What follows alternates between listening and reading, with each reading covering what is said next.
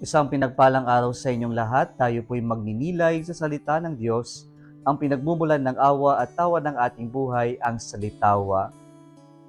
Mga kapatid, isa rin ba tayo sa mga pinapatagal pa yung ating galit sa ating kapwa-tao? Isa rin ba tayo sa mga ilang taon na nangyari yung hindi pagkakaintindihan, yung pag-aaway natin, pero hanggang ngayon hindi pa tayo nakikipagkaayos. Pero ngayon hindi pa tayo nagpapatawad.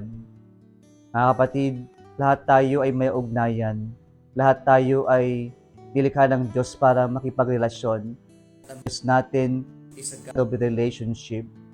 Ngunit hindi po natin maiiwasan, mga kapatid, na may mga kakataon na yung ating relasyon, yung ating ugnayan ay nasisira o nagkakaroon ng lamat ng dahil po sa mga experiences of betrayals natin o even the small experiences of betrayals from people we love. Kaya po nasisira yung ating ugnayan, yung ating relationship.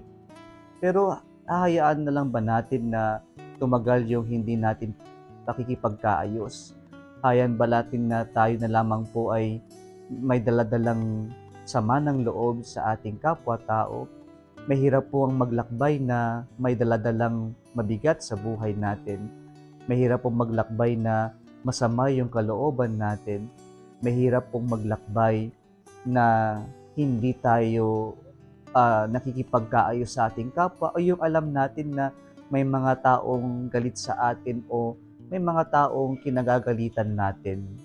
Kaya po ang paalala sa atin ng Panginoon sa ating Ebanghelyo ngayon ay habang may panahon pa makipagkaayos na tayo, habang may panahon pa ay ayusin natin yung buhay natin, habang may panahon pa matutong magpatawad at humingi ng patawad, hindi lamang sa ating kapwa-tao, higit lahat sa ating Panginoon.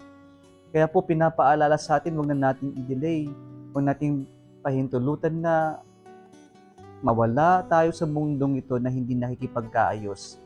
Huwag nating pahintulutan na mawala tayo sa mundong ito na hindi humihingi ng patawad at nagpapatawad sa ating kapwa-tao. Hindi po madali, pero hingin natin yung grasya ng Diyos na tayo po ay magkaroon ng lakas ng loob, ng determinasyon at ng desisyon na magpatawad at humingi ng kapatawaran sa ating kapwa-tao, lalong higit sa mga nasaktan natin o nakasakit sa atin.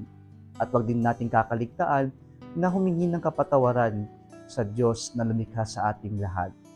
Mga kapatid, habang may panahon pa, tayo ay magpatawad, tayo makipagkaayos at magpatawad. Habang may panahon pa, magbalik loob tayo sa Diyos. Habang may panahon pa, tanggalin na natin yung sama ng loob natin at matutong magpatawad upang sa ganun mas magiging magaan, maganda yung ating paglalakbay dito sa ibabaw ng mundo. Nawa bago tayo humarap sa ating Judge, sa ating Panginoon, ay nakipagkaayos muna tayo sa ating kapwa-tao. Kung nagustuhan mo ang video na ito, huwag kalimutang mag-like, i-share at mag-subscribe sa Salitawa Facebook page and YouTube channel. Muli isang pinagpalang araw sa inyong lahat.